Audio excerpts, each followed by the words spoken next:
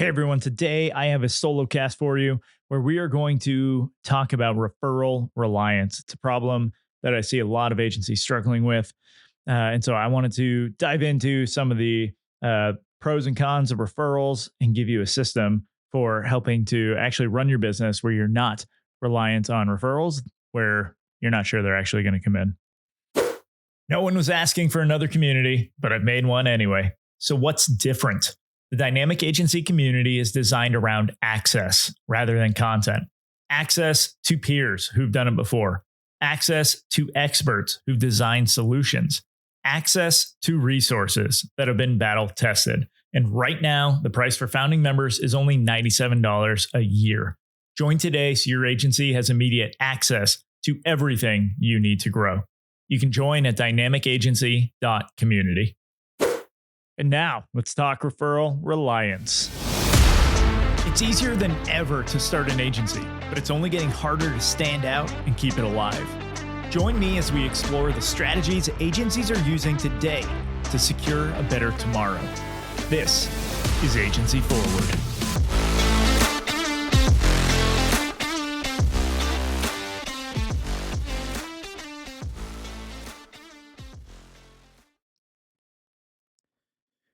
So a lot of agencies assume that they have a sales problem or an operations problem, when in reality, a lot of them have a referral reliance problem.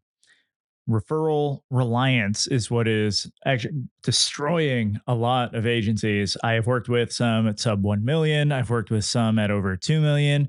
And a lot of them come to me because they have grown their business purely based on referrals. And they rode that wave as long as they could. And then those referrals dried up. Their business became incredibly hard for them to run. Now, I have positioned my business to solve for that problem. And so that's why I talk to a lot of these agencies. The other agencies that I talk to who aren't potential fits for clients are the ones who have great demand gen engines. I have worked with a couple of them purely to help with some messaging on other things, not for my normal curriculum through the Dynamic Agency OS. But what was just very apparent to me is that the agencies who spend the time figuring out their demand gen system get way further, way faster. And so that's what we're going to be talking about for this episode. So buckle up here. The first thing I want to get into is that at its simplest form, right? Business is essentially just supply and demand. And this comes up a lot when we're looking at like an e-commerce business, right? We can only sell as many things as we actually have in our inventory. Same for any storefront. It's the same for a restaurant, right? We got 86 things on the menu. Agencies rarely have an actual supply issue because there are so many ways that they can actually, refill their inventory. I used air quotes on that because we're doing knowledge work, right? It's our thinking, it's our strategic expertise.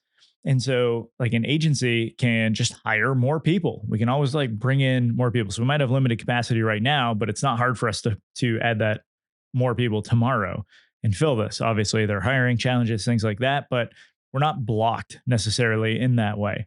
So we can extend timelines. That is something very easy to do. We can tell people who are coming in that, hey, we gotta, you can be on the wait list, or we can get you the same result, but it's going to take twice as much time. We'll reduce, the payment fees and everything for this to make sure that it actually matches. But now we can actually run this and we can bring on more revenue without really having to make more changes. We can also like narrow our offer. We can tweak our offer. There's so many things that we can do in order to change how this comes out. And so rather than being a full service agency where we're stretched very thin trying to get results, I do not recommend being a full service agency. But we're trying to do everything for everyone. Like if we just hone in on a very specific solution to a problem with one audience, now it's very easy for us to increase the amount that we're making per client because we have shown this expertise that we can give them. Okay, so supply is rarely the actual issue. Often it's demand. That becomes the real bottleneck. If we have steady demand, it also means we get way more reps on what we're doing. And that's what sets agencies apart, because an agency can see a problem 5 times, as many times as a normal brand within a month, because we have multiple clients who are all going through the same problem. And so we're able to actually work through it, see what solution works, try it again, keep testing, keep iterating. And across all of our clients, we now know we have like built in this knowledge system that tells us when things are actually working, when we're doing all the right stuff. And so separate yourself from another agency, it means we need more reps. We need, that's what's going to give us that faster learning, better iteration, sharper offers. The more reps we can get, the more we're going to stand out from everyone else because we are then known as the experts, right, within the space.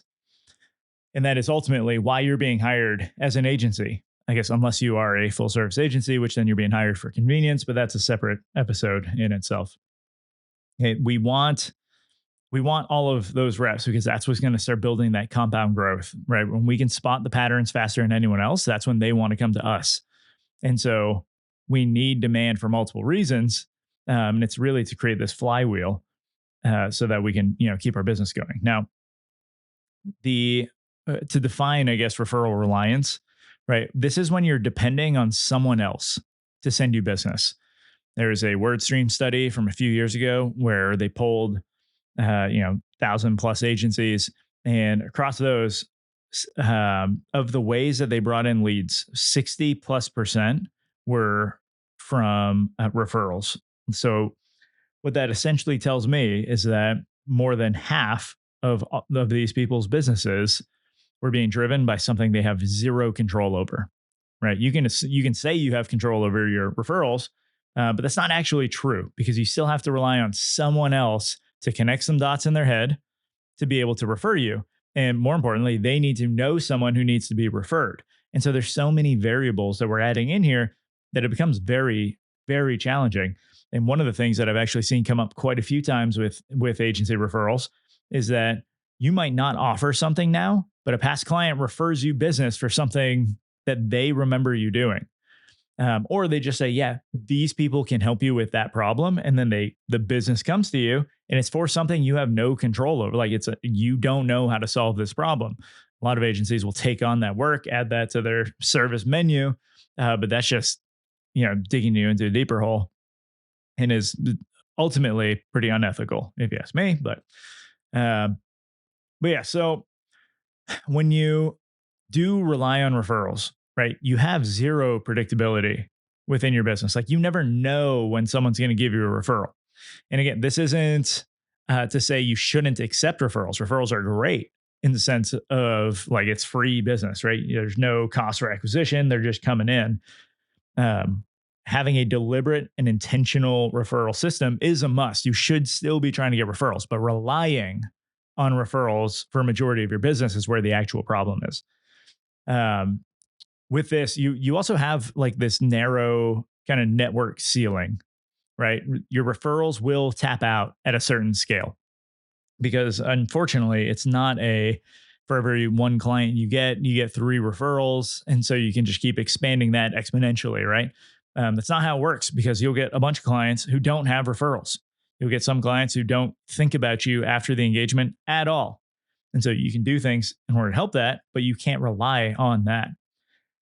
There's also this like complacency trap that I see a lot of agencies fall into when they're good at relying on referrals and they just keep coming in and their business is growing. They just assume that they've got everything figured out and they're good to go. And unfortunately, those dry up at some point, like the agencies I talked about earlier, they dry up completely. And then you're stuck floundering, trying to figure out how do I grow these accounts? How do I get new ones? Because really growing accounts becomes your only method for new business because you don't have a system to actually bring business in. And actually, quick aside, I just thought of, like, if I was buying a business, and you can run yourself through this too, would you rather have an agency? Would you rather purchase an agency that is built purely on referrals or one that has its own method of filling a pipeline? Right? I think the answer is pretty obvious that you want the latter. But then why are we not building a business that maintains our options in case we do want to sell in the future? Right? If I know that a majority of your business is only coming in from referrals, then I'm going to believe that as soon as you disappear from this equation, that I lose all those referrals. And so it's not a business that I want to get involved in. Let's talk about what the best agencies do differently. Um, Really, it's the opposite of relying on referrals, and it's building their own like demand gen system. Right? They are trying to acquire their own leads, and I have a bunch of ways that I look at this. But ultimately, their channels are going to vary, but they are going to bring someone. They're going to help someone discover them, right? So ideally, we're talking about the problem with everything they do. They're going to then build trust, and then they're going to convert, and it's a simple 3-step kind of process, right? The actual delivery of this is never simple, but at a high level, it's pretty simple. Referrals for these agencies, right? Referrals are a byproduct of good work, and their demand gen system is more of a byproduct of like a good strategy. They're actually thinking through how do we attack this, and that's what's bringing in the business. So, if you want to escape referral reliance, there's a couple things that you can do. Okay. One, and this is purely self-serving, but it will also help you. You can hire us. We can work with you through the Dynamic Agency OS, which is a positioning operating system. And so we can help you actually go through some exercises, nail your positioning so that when you go to market, it's actually way easier for you to attract the right people who have the right problem that you have the right solution for. And so you can make a compelling offer, bring them in, and that makes your life a whole lot easier. What you can also do, and this is what I'd recommend every agency do, period, if you are listening to this, is just look at your current lead gen. Where are leads currently coming from? And do like a breakdown, right? What percentage are referrals? What are inbound? How many are outbound? How many, if you're not already tracking within your pipeline, like where people came from, where did they hear about you, right? Do a full audit on that. Figure all of this out. You might, and the reason that I want to separate this from discovery channels to trust building channels, then your conversion, is because you might find out like a lot of people are going to come to you and say, yeah, I was following your LinkedIn and I loved it. Like, that's why we're talking now. Right. Okay. Awesome. But what they don't say within that is that they actually heard you on someone else's podcast. And that's where they discovered you, because no one is going onto LinkedIn and typing in their problem. Right. Every now and then, they might have a peer in their network, right? A second connection to you or something that shares a post, likes a post, something that puts the content in front of them, and it just hits at the exact right time. And now you're in business. More often than not, they saw you on a stage somewhere, right? They're listening to your podcast. They're seeing a blog. Like, people still go to Google, they go to AI to look for solutions to their problems. So they're discovering you on a platform that's often different from where they're building trust with you. And so we want to track all of those things. And in this audit, you want to go through and monitor those, because there's a couple things, right? First, if you have if your issue is that not enough people know of you, like they're just not finding you, okay, that's one. We need to get on more pocket. We need to share other people's audiences, right? We need to find other opportunities like that. If people are finding you and you're like building up a follower base, you got a good email list, but people aren't converting, right? That's a different problem. We can look at your offer. We can look at different things like that. But so we have to know where that's happening within your pipeline. Once you figure that out, double down on the channel, right? If you know that it is the discovery phase, then we're going to go all out. We're going to go on podcast tour, right? We're going to do some like joint newsletters with people. Like, we're going to find ways to get you in front of other people so that so you can solve for that. If it's trust building, then it's like, okay, we need better content. We need better like first touch offers to bring people in the door, stuff like that. Optimize what is currently working before you start adding new systems, right? You already have something going. Let's try pushing that snowball a little faster, get some momentum so that it heads down the hill and keeps building. You don't need to keep doing like new things all the time. The path of more, better, new is one that I often come back to. We want to do more of what's currently working because that lets us build up a data set. When we have enough data, then we can go back and look at it through the lens of being better. Now, how do we actually improve all of that, right? We can't, if you get 2 clients via one source, that's awesome. Like, great, good work on getting 2 clients. But if you had 10 clients all through that source, now we can actually look at multiple data points. It's not just like a single, our trend line is going to look a lot different, right? Because we're able to we have more dots kind of plotted on this little chart. And so we do better. Then once we've kind of maxed out how much we can optimize this, then we do something new. But this is hard for a lot of agencies because you just want to do what's new. You see some cool tactic. Someone puts up some LinkedIn post saying, hey, if you comment leads, I'm going to give you my system that I built. Like, I didn't sleep for 3 days and just built this system using make.com. Like, no, it's all garbage. Don't look at it. It's actually very simple. Talk about the problem you solve, show people the solution when they ask for it, and then you can convert them. So we walk through that, and then finally test just one system. Like, pick one system that you actually want to like keep iterating and optimizing from there. So like, you might have some stuff that is already working. What we want to do is turn that into a full flow. So it's like, yeah, writing this type of content is getting a lot of conversations going on LinkedIn. Okay, now how do we turn that into like some sort of framework that we can follow with everything that we're doing? I would strongly recommend you go to snapoffersystem.com, grab a free copy of that guide I've created. It will walk you through it. You can literally throw that into ChatGPT and it'll help you ideate and create your landing page, everything. You can do this very fast. In fact, I just talked to a guy who followed this same approach and was getting leads same week that he launched it, with people booking calls on their calendar. And this was a recent one. This is not abnormal. A lot of my clients have used this system specifically to kick off their lead gen. So I would do that and then start running. Okay. Let's wrap this up. Because I find myself just rambling at this point. And while I'm glad you're still here with me, I'll lose you at some point. So to reiterate, right? Referrals are great. We like referrals. However, referral reliance can be fatal to your business. We don't want to rely on others for a business. Take ownership of your agency and figure out how to build your own lead gen system. Growth comes from building a system that creates demand on purpose, right? You might actually grow some numbers for your business by relying on referrals, but it's something when those dry up and you don't know what to do, it's like it's like being caught in the ocean without your swim trunks when the tide goes out, right? There's some version of that metaphor that makes sense.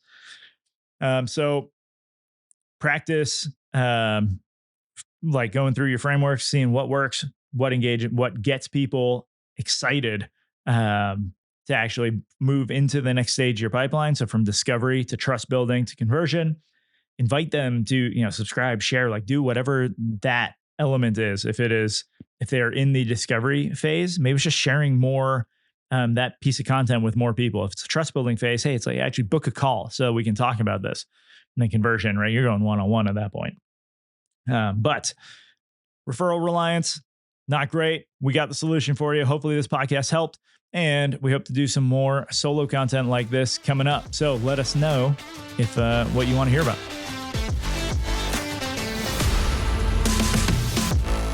That's the show, everyone. You can leave a rating and review, or you can do something that benefits you. Click the link in the show notes to subscribe to Agency Forward on Substack. You'll get weekly content, resources, and links from around the internet to help you drive your agency forward.